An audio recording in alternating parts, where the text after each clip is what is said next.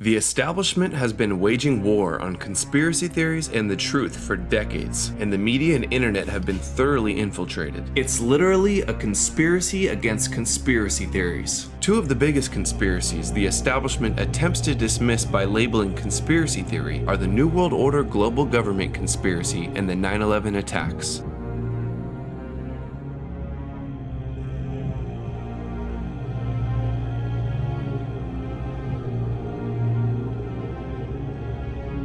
For people perhaps not familiar, New World Order is generally accepted to be a conspiracy theory where people believe that there are elites out there forming some sort of special authoritarian government. This is the generally accepted view of what New World Order means. A lot of times when people use the term New World Order, you're already into the conspiracy arena. A belief in an overarching conspiracy of a New World Order. A New World Order. The New World Order, which is kind of a growing conspiracy group that believes the world is going to be taken over by forces in black helicopters and so on. Wild conspiracy theories, New World Order, that kind of stuff. They do not view the federal government as we do, as representatives of us, what they regarded as an oppressive force that is trying to have a UN kind of sanctioned takeover and elimination of our rights. There are actually people saying they're going to shuffle us off all onto train cars and send us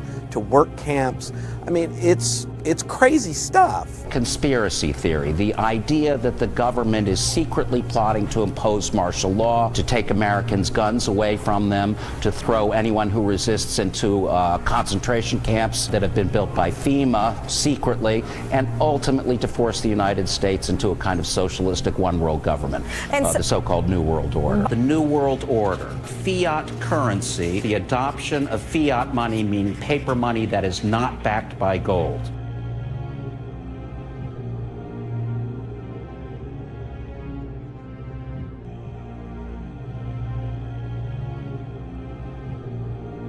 Many people in the Patriot world trace that conspiracy, that alleged conspiracy, to the formation of the Federal Reserve in 1913. One of the biggest warnings that Thomas Jefferson gave after they set up the Republic was watch out for the banks. The minute they start controlling the money supply, they will have tremendous power, and they will wield that power to squash democracy. The worst possible outcome, unfortunately, is the one we have right now. The question is, do we all work for central bankers? That's what I want to address to our guest tonight. Is this global governance at last? Is it one world, the central bankers in charge? Aren't we all just living and dying for what the central banks do? Well, of course we are, because if we look at the economic data, there's nothing to get excited about in that. What should be the proper relationship between a chairman of the Fed and a president of the United States? Well, first of all, the Federal Reserve is an independent agency, and that means basically that there is no other agency of government which can overrule actions that we take.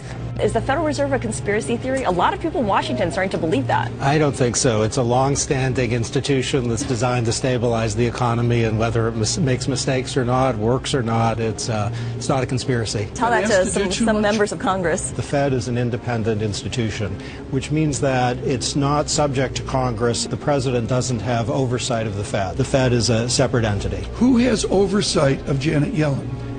Janet Yellen is principally the person who has oversight of Janet Yellen. We just want to let you know the New World Order has no legitimacy, and that we as a people are not afraid, and we are waking up to the robber barons and the big banksters who are looting this economy with the Federal Reserve. Well, we have mega banks that are getting $85 billion a month of U.S. taxpayer money. Most of it goes to Europe and England. British taxpayers, EU taxpayers have to pay to these mega bankers. They're in there setting this up. It's come out. Those things all relate to a single conspiracy theory, the idea that there is a plot on the part of the government to create a one world government, a socialistic totalitarian regime, to be called the New World Order. We have before us the opportunity to forge for ourselves and for future generations a new world order, a world where the rule of law, not the law of the jungle, governs the conduct of nations. A new world order can emerge, a new era, freer from the threat of terror, stronger in the pursuit of justice, and more secure in the quest for peace. An era in which the nations of the world, East and West, North and South, can prosper and live in harmony. What is at stake is more than one small country. It is a big idea, a new world order. When we are successful, and we will be, we have a real chance at this new world order, an order in which a credible United Nations can use its peacekeeping role to fulfill the promise and vision of the UN's founders. When our founders declared a new order of the ages, they were acting on an ancient hope that is meant to be fulfilled. 100 generations have searched for this elusive path to peace, while 1,000 wars raged across the span of human endeavor. Now we can see a new world coming into view. A world in which there is the very real prospect of a new world order. What you had there was a statement of something that was, a very coherent statement of the reality of modern economies that had the words world order in it, which is unfortunate because those words are now buzzwords for conspiracy.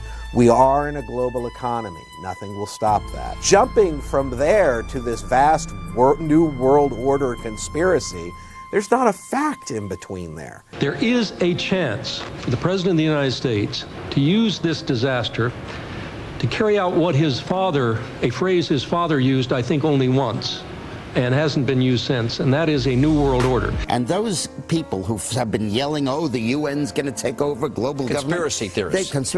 They've been crazy, but now they're right. Yeah, well, when Geithner's... It's happening. There also exists an extraordinary opportunity to form for the first time in history a truly global society.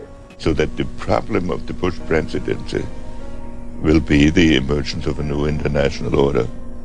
Within the next 4 years, we will see the emergence of a new international order. The beginning of a new international order. After 1989, President Bush said, and it's a phrase that I often use myself, that we needed a new world order. I think his task will be to develop an overall strategy for America in this period when really a new world order can be created. It's a great opportunity. It isn't just a crisis. President Obama and British Prime Minister Gordon today calling for a new world order to tackle our global economic crisis. Could it be the beginning of a beautiful friendship, a global new deal, a new world order? And the president outlined his vision of a new world order in which the U.S. would participate fully. We've got to give them a stake in creating the kind of world order that I think all of us would like to see. The affirmative task we have now is to actually create a new world order. A new world order! Never before has a new world order had to be assembled from so many different perceptions or on so global a scale. And this present window of opportunity during which a truly peaceful and interdependent world order might be built will not be here open for too long. Already there are powerful forces at work that threaten to destroy all of our hopes and efforts to erect an enduring structure of global cooperation. David Rockefeller admits to building a new world order in his book Memoirs, chapter 27, titled Proud Internationalists, where he writes, quote, "Some even believe we are part of a secret cabal working against the best interest of the United States, characterizing my family and me as internationalists, and of conspiring with others around the world to build a more integrated global political and economic structure. One world, if you will. If that's the charge, I stand guilty, and I am proud of it. Proud internationalist." Rockefeller, come back. We don't want your new world order, you know? Rockefeller, we know what you're doing. We know what you're doing to the world. Rockefeller, your new world order will never come in. You're running out of time. We don't want your world government. Leave Chile right now. Your world government will fail. You guys think you guys can run things. You can't. I'm telling you right now, national sovereignty will prevail. You guys will never have a new world order. I'm just here to deliver that message right here. It's not so much as a sinister conspiracy, it's just knowledge is out there. If we look for it, you'll realize that our national sovereignty is under threat. I see it's a conspiracy in the sense that some people believe in globalism, some people believe in the North American Union. I don't. It used to be more secretive. You know, the New World Order was talked about 30 or 40 years ago, and nobody would say it out and open. Now they talk about the New World Order, so it's not as secretive and it's not as conspiratorial as it was 50 or 60 years ago. People believe in internationalism, and I think they're very sincere. They just think the world would be better off if we had one world government. Right. I don't. I mean, I don't even like the size of our federal government, let alone one world government. I want government to be local. Now, I risk sounding like a conspiracy theorist, but it's no longer a theory. What I'm about to say is fact. The secret organizations of the world power elite are no longer secret. They have planned and are now leading us into a one-world communist government. Through organizations such as the Council on Foreign Relations, the Royal Institute for International Affairs, the Trilateral Commission, the Bilderberg Group, and many others, they have consolidated power on a mass level and are moving towards a world government. On the outskirts of the national capital today, black limousines with darkened windows converged on a hotel where private security guards imposed ironclad control. The limos carried royalty, political power brokers, and industrial titans to a secret meeting that will last all weekend. It's known as the Bilderberg Group. Could their objective be world domination? Bohemian Club in California, where every year at this time, the elite from around the country get together for 2.5 weeks of fun and games. What is the Bohemian Grove? Well, it's a kind of summer camp for the powerful. An all-male gathering in great secrecy. Each year, guests like Henry Kissinger or Zbigniew Brzezinski address members on their areas of expertise.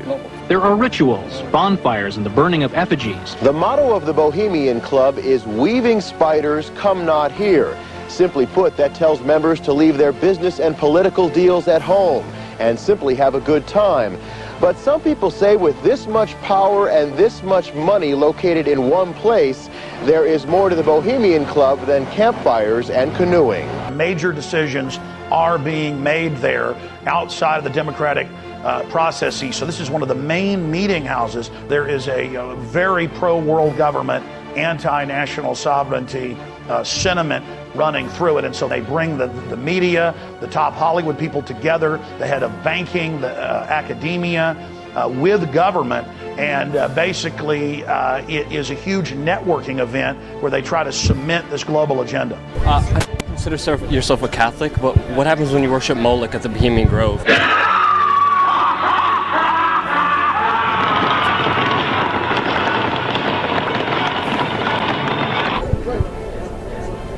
Can you tell us what happens there?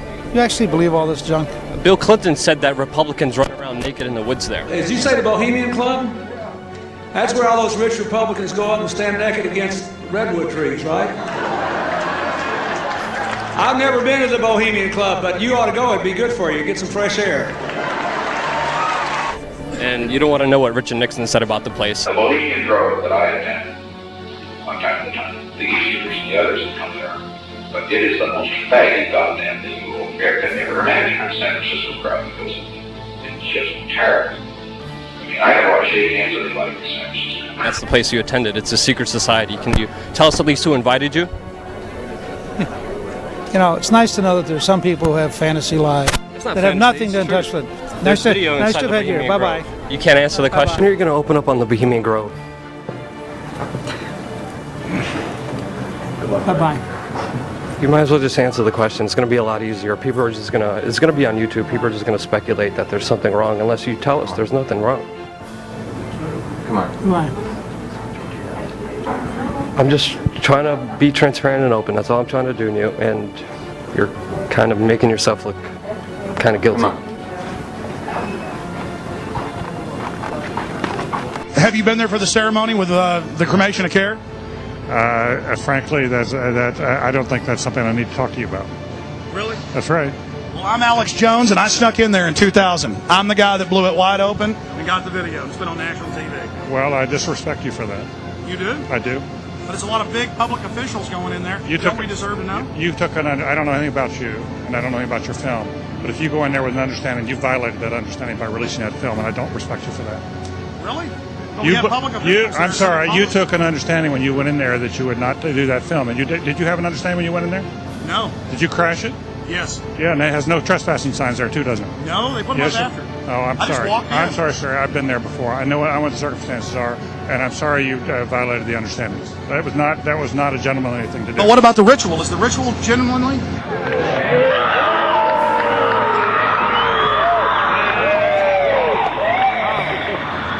Sir, everything I don't owe you this comment. I know. This is what's called ambush journalism, and I disrespect you for that as well. So thank you and goodbye. The ritual? That's none of your damn business. Let's go to John in San Diego. What's going on, John? Can you address the Bohemian Grove Club private presidential? These guys in San Diego, it's too nice. The weather's too nice there. It goes to their head. Here's what happens, because I used to have a house in San Diego. Right. Not everybody. But you go out to the beach and you do all that, and then some kind of substance gets in your mind. Uh-huh. And then John just demonstrated, like, can I address the Bohemian whatever? Whatever. John, San Diego. What's going on, John? How do you feel about the private presidential resort, the Bohemian Grove, having... All right, I don't know what you're talking about, and I don't care.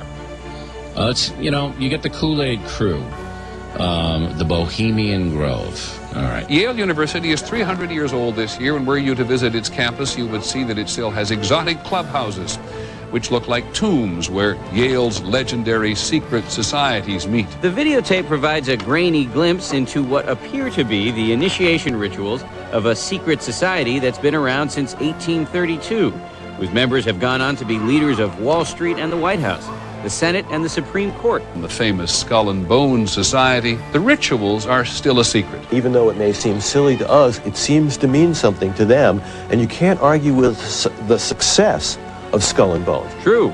Famous alums include Senators John Kerry and John Chafee, to name two, and 3 presidents, William Taft, George Bush, and George W. Bush, who's been reluctant to talk about Skull and Bones. Does it still exist?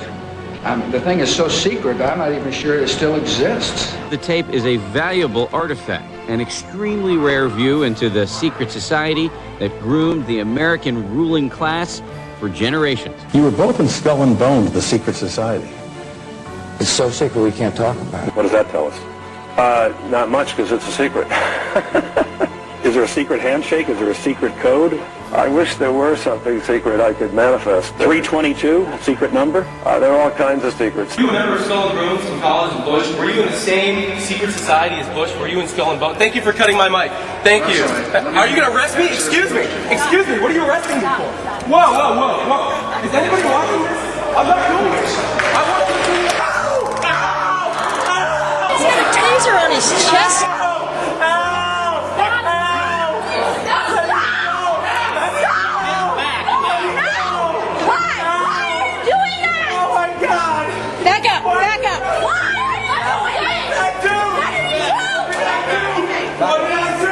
Did y'all hear what he asked John Kerry to get himself tasered?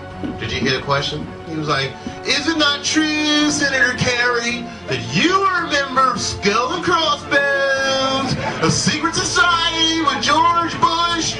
And Kerry was like, that's a very good question, and I'm going to answer that question.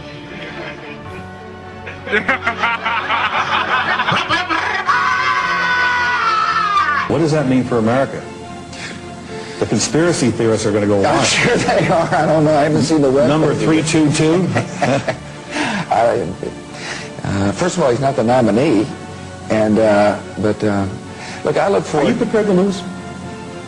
No, I'm not going to lose. I just wanted to meet them face to face. I wanted them to admit what they were doing. Who is they? He was in the office of the Trilateral Commission. Trilateral Commission. Yeah, the Trilateral Commission. All right, what is the Trilateral Commission? It's an organization founded in 1973 by David Rockefeller to bring together business and political leaders from the United States, Europe, Japan, so they could work together for better economic and political cooperation between their nations. And that's what they'd like us to believe. But you see, what they're really up to is a scheme to plant their own loyal members in positions of power in this country. Those who are involved in the Trilateral Commission and the Council of Foreign Relations usually ends up in positions of power. To work to erase national boundaries, create an international community, and in time bring about a one world government with David Rockefeller calling the shot. Would you like to hear the names of just a few of the people who have been on the Trilateral Commission? Not particularly. James Earl Carter. Heard of him? Look, Mr. Klein. Henry Kissinger. You heard of him? Dick Cheney, Bill Clinton, Madeleine Albright, as well as a whole host of well-known politicians and CEOs of multinational corporations like Goldman Sachs, ExxonMobil, Shell, Citigroup, and others. George Bush. Now, you remember at the convention, everybody thought it was going to be Ford for Veep. You know what happened? David Rockefeller just picked up a phone, put in a call. Hey, Ronnie, forget Jerry, it's George. Bye. So, no matter who won in November, they had their man in the White House. He set up the world order with his family, donated the land for the UN, and founded every major private globalist organization in every major country. The Council of the Americas, founder and honorary chairman, David Rockefeller. The Americas Society, chairman, David Rockefeller. The Forum of the Americas, founder, David Rockefeller. The Institute for International Economics, financial backer and board member, David Rockefeller. The Trilateral Commission, founder and honorary chairman, David Rockefeller. Rockefeller's influence also extends to the current administration. He was chairman emeritus of the CFR when Vice President Dick Cheney once served as a director, a relationship that Cheney concealed during his congressional career. It's good to be back at the Council on Foreign Relations. As Pete mentioned, I've been a member for a long time and was actually a director for some period of time. I never mentioned that when I was campaigning for re-election back home in Wyoming. Oh, thank you very much, Richard, and I am delighted to be here in these new headquarters. I have been often to, I guess, the mothership in New York City. But it's good to have an outpost of the council right here down the street from the State Department. We get a lot of advice from the council, so this will mean I won't have as far to go to be told what we should be doing and how we should think about the future. Gentleman right here in the blue. It's been reported that you and your wife are in the globalist CFR, which is the Council on Foreign Relations. I'd like to know if that is true. Well, first of all, I'm not the Council on Foreign Relations. I don't know if I'm a official member. I've spoken there before. It basically is just a forum where a bunch of people talk about foreign policy, and so there's nothing. There's no official membership. I don't have a card or, you know, a special handshake or anything like that. If you've ever heard any of our call-in shows, you know that we have people that think about the conspiracy theories of people like you. You would be a poster child for these people because you have served on the board of the Council on Foreign Relations. You helped start the Trilateral Commission, and you've been to the Bilderberger groups. Well, yes, I haven't gone to those for years, so that's partial redemption, I suppose. But otherwise, yes. But what is belonging to all those groups? We talked about the Trilateral Commission when you were here in 1989. But what about the association with that? Are people too close in this world? People in business too close to the governments? Well, you know, there is such a thing as insidious influence. And the question is, how does it operate? Does it involve bribery? And does it involve some sort of psychological domination of individuals? I don't believe in this notion of some sort of secret societies controlling people. But of course, in any political system, there are sort of over-the-table and under-the-table arrangements. How do the American people know that 9/11 was a stage, was engineered by you, David Rockefeller, the Trilateral Commission, the CFR, and Bilderberg Group, sir? How do you know it was a sick? Okay. It's a question. Answer my question. You sponsored Al-Qaeda, sir. You are a criminal. Oh, sit down. You sponsored Al-Qaeda. In 1979, you gave him money. That's true. You're a CFR scum. You are CFR New World Order scum. You and David Rockefeller will never have a New World Order. Answer my question. Will you please sit down and shut up? Answer. You will never get a New World Order. Never. National sovereignty will prevail. The New World Order is going down, sir. You can laugh. Wake up, people. Wake up. Research the New World Order. This is important. Look it up. Investigate it. You mentioned something earlier that you've done that comes up right in the spot that you're sitting many times by our callers across the country. And that is a suspicion that there is a conspiracy afoot through the Trilateral Commission and the Council on Foreign Relations. You ran the Trilateral Commission for how long? About 3 years, I think. Something like that, 3 years. Not only did I run it, I helped to found it and organize it with David Rockefeller. So if any of our viewers are conspiracy-minded, here is one of the conspirators. It's a criminal, illegitimate, foreign banking cartel that runs America. 118 people only sit on 288 corporate boards that unify kind of this media conglomerate and corporate America. So you have people involved in Kraft Foods, Monsanto, so many different things, defense corporations, the pharmaceutical industry, lobbying together, all sitting on these boards, and it really is such a small amount of people really controlling all these things from the top down. It's a big club, and you ain't in it. You and I are not in the big club. The owners of this country, the real owners, the big wealthy business interests that control things and make all the important decisions, they own you. They own everything. They own all the important land. They own and control the corporations. They've long since bought and paid for the Senate, the Congress, the state houses, the city halls. They got the judges in their back pockets. And they own all the big media companies, so they control just about all of the news and information you get to hear. They got you by the balls. Hundreds of mainstream news articles a week are saying there is a new world order, a global government. It will be run by the very banks that are collapsing society by design. Here is Time Magazine headline, New World Order, and they say a new bank of the world will rule the United States. Here is the Financial Times of London, and now for a world government is the headline. They're openly announcing that the banks will rule the planet. The ultimate goal that these people have in mind is the goal to create a one world government run by the banking industry, run by the bankers. I met Rockefeller through a female attorney I knew who called me up one day and said, one of the Rockefellers would like to meet you. I said, sure, I'd love to meet him. And I met him and I liked him, and he was a very, very smart man. And we used to talk and share ideas and thoughts. And he's the one who told me 11 months before 9/11 ever happened that there was going to be an event. Never told me what the event was going to be. And out of that event, we were going to invade Afghanistan to run pipelines from the Caspian Sea. We were going to invade Iraq to take over the oil fields, establish a base in the Middle East, and make it all part of the New World Order. Later, 9/11 happened. And I remember he was telling me how you're going to see soldiers looking in caves for people in Afghanistan and Pakistan and all these places. And there's going to be this war on terror, of which there's no real enemy.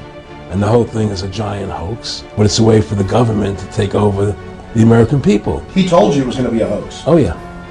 Oh, yeah. There's no question.